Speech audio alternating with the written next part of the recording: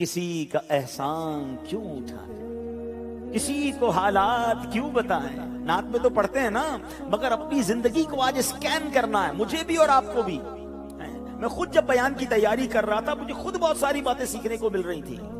نعت میں تو پڑھتے ہیں، مگر کیا روز مرہ کی زندگی میں یہ معاملہ ہے کہ روز ہی کسی نہ کسی کے ساتھ کوئی کوئی معاملہ، کوئی جناب اس سے میرا یہ مطلب پورا ہو جائے، اس سے یہ مانگ لوں، اس سے وہ لے لوں؟ نہیں، کسی کا احسان کیوں اٹھائیں، کسی کو حالات کیوں بتائیں۔ تم ہی سے مانگیں گے تم ہی دو گے، تمہارے در سے ہی لو لگی ہے۔ اے میرے پیارے اسلامی بھائیوں، ہمارے بزرگان دین کس قدر خودداری کی دولت سے مالا مال تھے اور دنیاوی مال و دولت سے بیزار تھے۔ درہم و دینار کی چمک ان کی آنکھوں کو خیرہ نہیں کر پاتی تھی۔ بادشاہوں سے ملنے والے اعزاز و اکرام بھی ان کے پایہ ثبوت کو ڈگمگا نہیں سکتے تھے۔ یہ اللہ پاک کے وہ حقیقی بندے تھے کہ جن کی نظر جنتی اور ابدی نعمتوں کی طرف ہوتی تھی۔ یہی وجہ ہے کہ دنیا کے فانی مال و اسباب کے حصول کے لیے نہ ہی یہ انتھک کوشش کرتے تھے اور نہ ہی لوگوں کے سامنے ہاتھ پھیلاتے تھے۔ خودداری جیسی عظیم صفت سے یہ حضرات مالا مال تھے۔ یہی وجہ ہے کہ آج دنیا کے لیے ان کی زندگی مشعل راہ ہے۔ در حقیقت خودداری وہ خوبی ہے جو انسان کو بے تاج بادشاہ بنا دیتی ہے۔ لوگوں کی نظر میں خوددار شخص کی عزت آسمان کی بلندیوں کو چھو جاتی ہے۔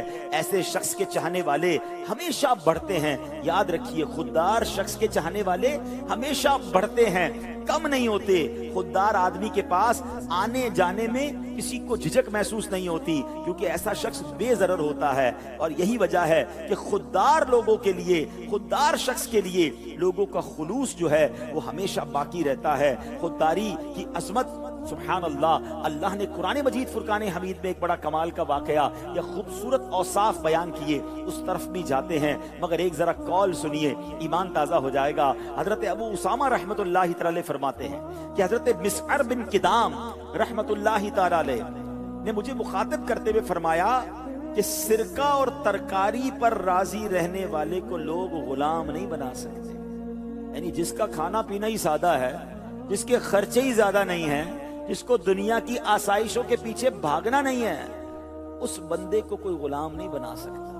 خودداری، سبحان اللہ، جو اللہ نے دیا اس پر راضی رہنا، قناعت، یہ نصیب والوں کو ملتا ہے۔ شاعر کہتے ہیں نا، خودکشی شیوا تمہارا وہ غیور و خوددار، تم اخوت سے گریزاں وہ اخوت بے نثار، تم ہو گفتار سراپا وہ سراپا کردار، تم ترستے ہو کلی کو وہ گلستاں بکنار، اب تلک یاد ہے قوموں کو حکایت ان کی، نقش ہے صفحہ ہستی پہ صداقت ان کی۔ اب آئیے قرآن مجید پارہ 3 سورہ بقرہ اور آیت نمبر ہے 273، اللہ قرآن میں کیا ارشاد فرماتا ہے۔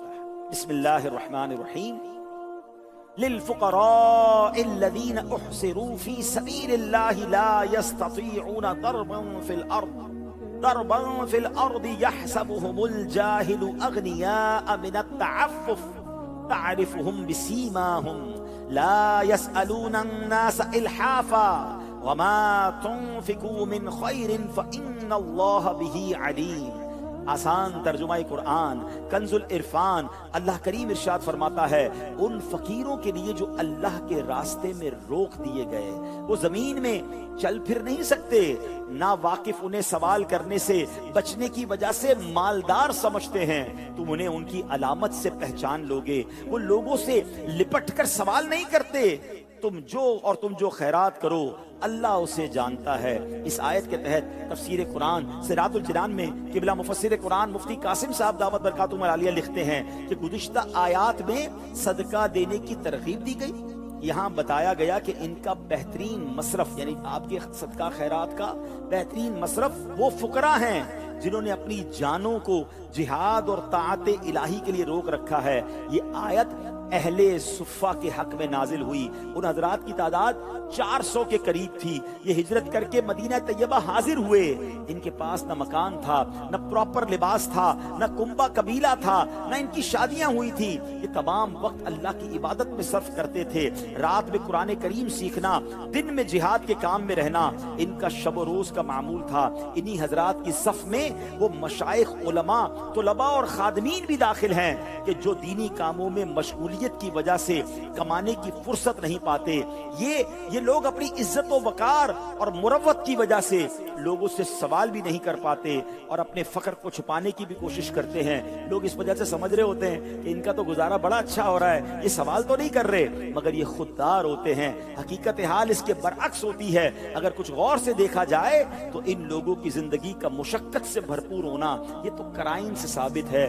ہم نے اصحاب صفہ کی بات کی. اے میرے پیارے اسلامی بھائیوں، وہ واقعہ آپ نے کئی بار سنا ہوگا. اس کا ایک پہلو تو نبی پاک کا معجزہ ہے کہ جب حضرت ابو ہریرہ رضی اللہ تعالیٰ عنہ کہتے ہیں میں بھوک سے بے حال تھا، میرا پیٹ کمر کے ساتھ لگ گیا تھا اور ایسی کیفیت تھی کہ کبھی کبھی تو مجھے غشی آ جاتی، مجھے غنودگی طاری ہو جاتی، اتنی بھوک تھی. مگر اب وہ واقعہ تو ہے کہ نبی پاک کی بارگاہ میں گئے اور پیارے آقا نے دودھ کا پیالہ پیش کیا، 70 صحابہ نے دودھ پیا، حضرت ابو ہریرہ نے دودھ پیا. یہ واقعہ ہم نے کئی بار سنا ہے. مگر اگر اس واقعے کا ایک اور پہلو غور کریں کہ حضرت ابو ہریرہ اتنی بھوک میں ہوتے ہوئے کسی سے سوال نہیں کر رہے تھے. حضرت ابو بکر صدیق نکلے نا ان کے قریب سے، گزرے تو کیا کیا؟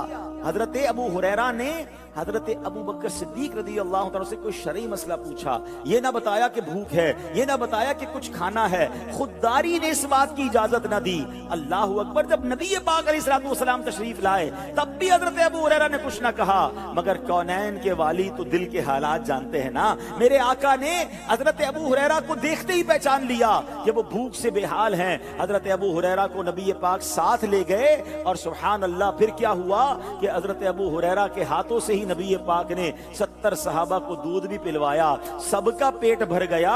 ابو ہریرہ رضی اللہ تعالیٰ عنہ بھی سیراب ہو گئے. اللہ اکبر. مگر سیکھنے کو کیا ملتا ہے کہ اس قدر تکلیف میں تھے، اس قدر پریشانی میں تھے، مگر زبان پر سوال نہیں تھا، زبان پر آسکنگ نہیں تھی. وہ کہا جاتا ہے نا کہ زبان پر شکوائے رنج و علم لایا نہیں کرتے، زبان پر شکوائے رنج و علم لایا نہیں کرتے، نبی کے نام لیوا غم سے گھبرایا نہیں کرتے. تو آج ہم نے یہ سیکھنا ہے. یقیناً مہنگائی کا دور ہے، یقیناً کافی لوگ ایسے ہوتے ہیں کہ جن کا جناب گزارا مشکل ہوتا ہے، مگر دنیا والوں کے مال کی طرف توجہ، دنیا والوں سے مانگنے کی طرف، دنیا والوں سے جناب کچھ مل جائے اس کی طرف توجہ دینے والا اپنا وقار کھو دیتا ہے، اپنی عزت کھو دیتا ہے، پھر لوگ بھی اس کے قریب نہیں آتے. اگر آج ہم دین کے داعی ہیں، ہم مبلغین ہیں، ہم اساتذہ ہیں، تو ہمیں یہ سوچنا ہوگا کہ ہمارا ہمیشہ کی طرح ایک ہی منصب ہونا چاہیے، ایک ہی ہمارا مقصد ہونا چاہیے کہ میرے تمام معاملات کے لیے میرا رب کافی ہے. میں نے اپنے رب کی بارگاہ میں عرض کرنا ہے. میں نے کسی دنیا دار کے آگے، میں نے کسی مالدار کے آگے پیچھے نہیں گھومنا، نہ اس کی نعمتوں کی طرف نظر رکھنی ہے. قرآن مجید فرقان حمید میں ایک اور جگہ ارشاد ہوا. ارشاد کیا ہوا؟ وَتَزَوَّدُوا فَإِنَّ خَيْرَ الزَّادِ التَّقْوَى. آسان ترجمہ قرآن کنز العرفان. اور زاد راہ ساتھ لے لو، پس سب سے بہتر زاد راہ یقیناً پرہیزگاری ہے. اب اس آیت کے تحت تفسیر قرآن صراط الجنان میں بڑی کمال کی معلومات ہے. بعض یمنی لوگ حج کے لیے بغیر سامان سفر کے جاتے تھے، اچھا، اور اپنے آپ کو متوکل کہتے تھے کہ کوئی سامان نہیں لینا، سفر کریں گے، توکل کریں گے، جس کے پاس جا رہے ہیں اللہ کی بارگاہ میں جا رہے ہیں، حج کرنے جا رہے ہیں، وہی عطا فرمائے گا. اب پھر وہاں جا کر بھیک مانگتے، وہاں پر جا کر بھیک مانگتے اور کبھی غصب اور خیانت بھی کرتے. تو ان کے بارے میں یہ آیت نازل ہوئی اور حکم ہوا کہ سفر کا سامان ساتھ لے کر جاؤ، دوسروں پر بوجھ نہ ڈالو، سوال نہ کرو کہ یہ تمام چیزیں تقوی اور توکل کے خلاف ہیں، اور تقوی بہترین زاد راہ ہے. یہ بھی سمجھا دیا گیا کہ دنیاوی سفر کے لیے سامان سفر ضروری ہے، ایسے ہی سفر آخرت کے لیے پرہیزگاری، تقوی کا سامان لازم ہے. آخرت کا سفر کامیاب کرنا ہے تو تقوی کام آئے گا۔ اے میرے پیارے اسلامی بھائیوں، پتہ کیا چلا؟ خودداری اللہ کو پسند ہے، جبکہ خود کو دوسروں کے سہارے چھوڑ دینا اور ہاتھ پھیلانا ناپسند ہے۔ بلا شبہ خودداری ایک انمول نعمت ہے، جنہیں یہ نصیب ہو یقیناً وہ قسمت والے ہیں۔ مذکورہ آیت سے یہ بھی مدنی پھول ملتا ہے کہ دوسروں پر بوجھ بننے کی بجائے اپنے زور بازو پر تکیہ کرنا چاہیے، اور اوپر والا ہاتھ نیچے والے ہاتھ سے بہتر ہوتا ہے۔ بعض لوگوں میں دوسرے لوگوں سے مانگنے کی ایسی عادت راسخ ہو جاتی ہے، اتنے عادی ہو جاتے ہیں کہ انہیں نیم فقیر بھی کہا جا سکتا ہے۔ اب مثال دیتا ہوں، ایسی عادت بن گئی ہے کچھ لوگوں کی کہ جب آپ ان کے پاس کے جائیں نا تو اس طرح کی باتیں آپ کو سننے کو ملیں گی، ذرا یہ دیجئے گا، اچھا وہ دیجئے گا، وہ ذرا دیجئے گا مجھے، اچھا پھر کہیں گے یار فلاں چیز کچھ دیر کے لیے مل سکتی ہے، مجھے فلاں چیز چند دنوں کے لیے چاہیے۔ یار ہم تو دوست ہی ہیں نا، آپ کی چیز تو میری چیز ہے۔ اچھا پھر کبھی کہیں گے دوست کی مدد نہیں کرے گا تو کون مدد کرے گا؟ اچھا تو اپنا بھائی ہے نا، دوست تو دوست کے لیے جان بھی دیتا ہے، اتنے سے پیسے نہیں دے سکتے، اچھا تھوڑے پیسے دے دو، پرانے باقی ہیں اس کو ملا کے بعد میں دے دوں گا۔ اب ان کا تکیہ کلام، ان کا روز یہی کام ہوتا ہے، اور پھر ایسے لوگوں سے لوگ دور بھاگتے ہیں، ان کا فون بھی نہیں اٹھاتے۔ ہاں اگر وہ مثال کے طور پہ استاد بھی ہو نا تو شاگرد پھر دور ہٹنے لگ جاتا ہے، گھر والے فیملی کے لوگ دور ہٹنے لگ جائیں گے، امام ہے تو نمازی دور ہو جائیں گے۔ آپ دیکھیں خوددار آدمی کی عزت ہوتی، لوگ آپ کو کبھی بھی یہ مثال اس آدمی کی نہیں دیں گے کہ یار اس کو جو تحفہ دیتا ہوں رکھ لیتا ہے، اس پہ کیا فضیلت ہے، بلکہ بعض اوقات تو یہ شکایتیں ملتی ہوتی یار یہ بندہ ہر وقت مانگتا رہتا ہے۔ لیکن فضیلت کے باب میں، عزت کے باب میں آپ ہمیشہ سنیں گے کہ یار فلاں کو اتنا بڑا تحفہ دیا اس نے منع کر دیا، یار یہ حضرت تو کچھ لیتے ہی نہیں ہیں، ان کو پیش کرتے پھر بھی نہیں لیتے۔ عزت کس میں ہے؟ یہ بات سمجھنی ہے۔ جس دن آپ کو یہ بات سمجھ آ گئی نا کہ ہم بھلے اللہ رب العالمین کی طرف اس کی عطائیں بھلی، دنیا والے، امیر اہل سنت کا ایک جملہ بڑا کمال کا ہے، بہت پیاری بات، کہتے ہیں نا بڑوں کی باتیں بھی بڑی ہوتی ہیں۔ آج میرے اس پورے بیان کو اگر میں کہتے ہیں نا کہ اس دریا کو کوزے میں بند کرنا چاہوں نا، یہ ایک جملے میں آپ کو بیان کرنا چاہوں تو امیر اہل سنت نے اس پورے ٹاپک کو ایک جملے میں بیان کر دیا۔ آپ فرماتے ہیں دینے والا آہ کر کے دیتا ہے، واہ کر کے نہیں دیتا ہے۔ بات سمجھ آئی؟ ہم سمجھتے ہیں نا یار یہ تحفہ ہی دے رہا ہے، میرا بڑا معتقد ہے جناب، میرا نمازی ہے، میرا اسٹوڈنٹ ہے، اور جب دیکھیں بھائی مجھے کچھ چیزیں لا کے دے رہا ہوتا ہے، میری سودا سلف لا کے دے رہا ہوتا ہے۔ یاد رکھیے یہ دینے والا آہ کر کے دے رہا ہے، یہ کہیں نہ کہیں آپ کو ذلیل کر سکتا ہے، یہ کہیں نہ کہیں بیان کر دے گا، بیچ چوراہے پہ آ کے دوسروں کو بتائے گا کہ حضرت کو میں یہ دیتا ہوں، واہ کر کے نہیں دیتا۔ یاد رکھیں، اور آپ نے جب کسی کو کوئی چیز لینے سے منع کیا کہ نہیں مجھے نہیں چاہیے، آپ دیکھیں اس سے آپ کی عزت بڑھے گی۔ وہ جو نارمل تحفے ہیں جو جس کی شریعت نے اجازت دی ہے، جس سے محبت بڑھتی ہے، جو بہت کم قیمت کے ہوتے ہیں، تسبیح ہو گئی، قلم ہو گیا، وہ الگ بات ہے۔ یا قیمتی تحائف کی بات ہو رہی ہے جس کی تفصیل ماشاءاللہ آپ نے دیگر تربیت میں بھی سنی ہے، لیکن آپ میری بات سمجھیے کہ دوسروں پر نظر، دوسرے میری ہیلپ کریں، مجھے کوئی اور کھلائے، مجھے کوئی اور رقم دے، میرے ساتھ کوئی اور بلائی کرے اور ہر وقت کرتا رہے، یہ کرنے والا اپنی عزت برباد کر دیتا ہے۔ زمانے میں عزت کے ساتھ جینا ہے تو بزرگوں کے ان واقعات پر غور کریں کہ کیسے ہمارے بزرگان دین جو ہیں، اللہ اکبر، اور سبحان اللہ قرآن و حدیث کے ذریعے دیکھیں نا۔ اب حدیث پاک سناتا ہوں، ذرا سنیے گا۔ حضرت ابو امامہ رضی اللہ عنہ فرماتے ہیں کہ نبی پاک علیہ الصلوۃ والسلام چند صحابہ کے ساتھ تشریف فرما تھے، آپ نے ہاتھ بلند کر کے 3 مرتبہ فرمایا کون میرے ہاتھ پر بیعت کرے گا، کون میرے ہاتھ پر بیعت کرے گا، 3 مرتبہ فرمایا۔ حضرت ثوبان رضی اللہ عنہ کہ کوئی کھڑا نہیں ہوا، سوائے حضرت ثوبان کے کوئی بھی کھڑا نہیں ہوا، تو انہوں نے کھڑے ہو کے عرض کی کہ حضور میرے ماں باپ آپ پر قربان، میں نے ایک دفعہ آپ کے ہاتھ پر بیعت کی، پھر دوبارہ بیعت کی، یا رسول اللہ میں کس چیز پر آپ کی بیعت کروں؟ نبی پاک علیہ السلام نے ارشاد فرمایا اس بات پر کہ تم لوگوں سے کسی چیز کا سوال نہیں کرو گے، لوگوں سے کبھی کوئی سوال نہیں کرو گے، ان سے نہیں مانگو گے۔ ایسا حضرت ثوبان کہتے ہیں نبی پاک نے فرمایا ایسا کرو گے تو تمہارے لیے جنت ہے۔ حضرت ثوبان نے عرض کی یا رسول اللہ علیہ الصلوۃ والسلام اگر میں آپ کے ہاتھ پر بیعت کروں اور لوگوں سے سوال نہ کروں تو کیا میرے لیے جنت ہوگی؟ ارشاد فرمایا ہاں انشاءاللہ عز و جل۔ حضرت ثوبان رضی اللہ تعالیٰ نے عرض کیا اس ذات کی قسم جس نے آپ صلی اللہ علیہ وسلم کو حق کے ساتھ نبی بنا کر بھیجا ہے، میں اپنی زندگی میں کبھی بھی لوگوں سے سوال نہیں کروں گا۔ جنت کی بشارت دی ہے نبی پاک نے۔ جو لوگوں سے سوال نہ کرے۔ ایک اور حدیث پاک سنیں، سرکار دو عالم صلی اللہ علیہ وسلم کیا فرماتے ہیں؟ حضرت حکیم بن حزام فرماتے ہیں میں نے اللہ کے رسول علیہ السلام سے کچھ مانگا، آپ نے دے دیا، پھر مانگا، پھر نبی پاک نے عطا فرمایا۔ اچھا، پھر نبی پاک نے فرمایا اے حکیم، یہ مال خوش نما ذائقہ ہے، جو اسے دلی بے پرواہی سے لے گا اسے اس مال میں برکت دی جائے گی، اور جو اسے نفسانی طمع سے لے گا اس کے لیے برکت نہ ہوگی۔ وہ اس کی طرح ہوگا جو کھائے اور سیر نہ ہو، اوپر والا ہاتھ نیچے والے ہاتھ سے بہتر ہے۔ حضرت سیدنا حکیم نے عرض کی یا رسول اللہ علیہ السلام، اس کی قسم جس نے آپ کو حق کے ساتھ بھیجا، حضور میں آپ کے سوا کسی سے کچھ نہ مانگوں گا یہاں تک کہ دنیا چھوڑ دوں۔ حکیم الامت مفتی احمد یار خان نعیمی رحمت اللہ تعالی اس حدیث پاک کے تحت کیا سمجھاتے ہیں ہمیں، سنیے۔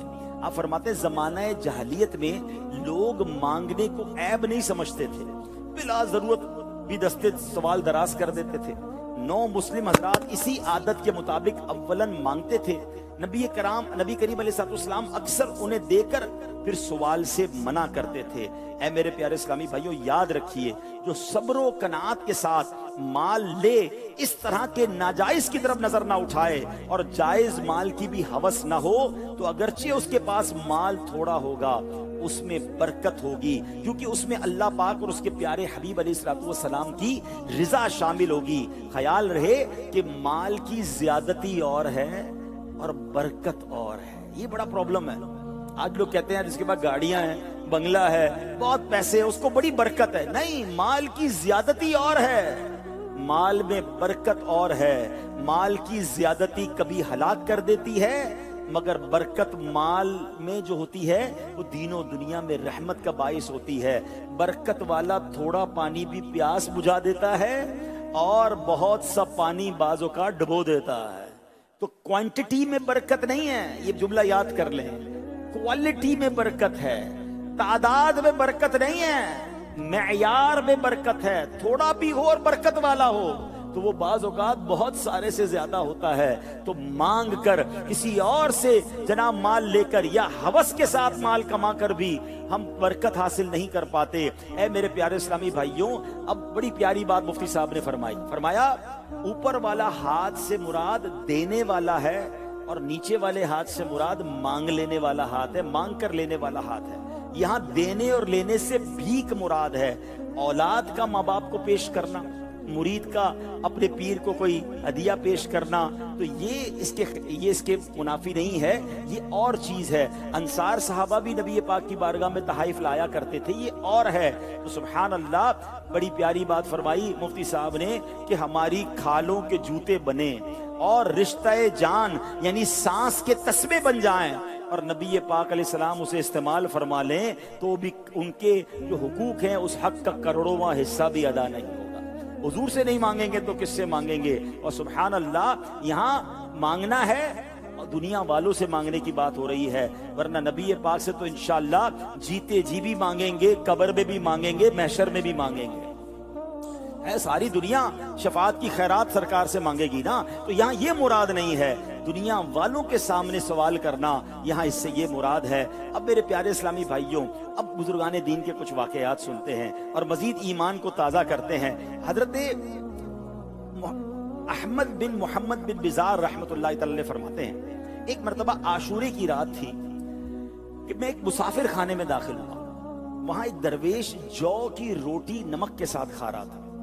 تو میں نے ان کی حالت دیکھی، مجھے بڑا عجیب لگا، تو میں ان کے پاس گیا اور پہلے لوگوں سے پوچھا کون ہے، تو بتایا ان کا تو علم تصوف میں بڑا مقام ہے، یہ تو بہت بڑے عالم ہیں، بہت سارے زاہدین سے بڑھ کر ہیں۔ تو کہتے بڑے ادب سے ان کے پاس میں گیا اور کچھ ان کو دینار دیے، اور میں نے کہا کہ میں نے دیکھا ہے کہ آپ روزہ بھی رکھتے ہیں، افطار میں صرف جو اور نمک کھاتے ہیں، آپ کا بڑا مرتبہ بھی ہے، تو یہ دیناروں کی تھیلی ہے، اس میں 1000 دینار ہیں، یہ آپ قبول فرما لیں، کھانے کو کچھ نہیں ہے، افطار میں جو اور نمک سے افطار ہو رہا ہے اور اتنے بڑے عالم دین ہیں۔ اس درویش نے کہتے ہیں بڑی جو ہے وہ غضبناک نظروں سے مجھے دیکھا اور کہا کہ اپنے دینار واپس لے جاؤ، بے شک یہ تو اس کی جزا ہے جس نے اپنا راز لوگوں پر ظاہر کر دیا۔ کیا میں اس لیے تم سے پیسے لوں کہ میں روزے رکھ رہا ہوں اور میں افطار میں سادہ کھانے کھا رہا ہوں, مجھے تمہاری کسی مدد کی ضرورت نہیں ہے. ایسے افراد ہوا کرتے. مسلمانوں کے پہلے خلیفہ حضرت صدیق اکبر رضی اللہ عنہ کی خودداری دیکھیے. آپ کے بارے میں آتا ہے کہ آپ کے ہاتھ سے جب آپ اونٹ پر بیٹھے ہوں اور اونٹ کی نکیل گر جاتی نا, تو اونٹ کو اشارہ کر کے بٹھاتے اور پھر اپنے ہاتھوں سے وہ نکیل اٹھاتے. تو کسی نے کہا حضور اب ہمیں بتاتے, اونٹ کو بٹھایا, آپ اترے, آپ ہی کی نکیل گر گئی تھی, ہم اٹھا کے آپ کو پیش کر دیتے.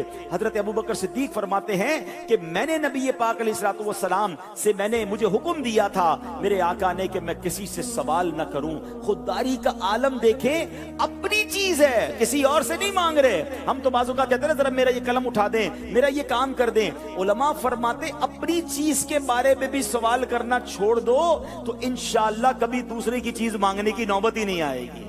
یہ خودداری کی پریکٹس ہے نا, کہ پہلے کیا ہوتا ہے, انسان کہتا ہے ذرا میرا بیگ اٹھا لیں, میرا یہ کام کر دیں, میرا اب دوسروں سے کام کروانے کی, یہ چیزیں لینے کی عادت پڑ گئی. تو اب وقت آئے گا کہ آپ ان کی چیزوں پر بھی نظر رکھیں گے. اب زندگی میں اگر ذہن ہی یہ بنا لیں کہ میں نے اب کسی سے کوئی سوال ہی نہیں کرنا, میں نے کسی کو کوئی کام اپنا بتانا ہی نہیں ہے, تو انشاءاللہ یہ سوال کی عادت نکل جائے گی. اللہ اکبر. ایک مرتبہ حاتم طائی, اب ذرا سنیے, جو سخاوت میں بڑا مشہور ہے نا, اس نے ایک بار بڑے زبردست دعوت کی. اس سے کسی نے پوچھا تم نے اپنے سے زیادہ کسی بلند ہمت آدمی کو دیکھا ہے؟ تم اتنے پیسے خرچ کرتے ہو, لوگوں کو بانٹتے ہو, تم سے زیادہ بلند ہمت کون ہے؟ کہتا ہے ہاں میں اپنا واقعہ سناتا ہوں. میں نے ایک بار عرب کے بڑے امیروں کی دعوت کی, 40 اونٹ قربان کیے.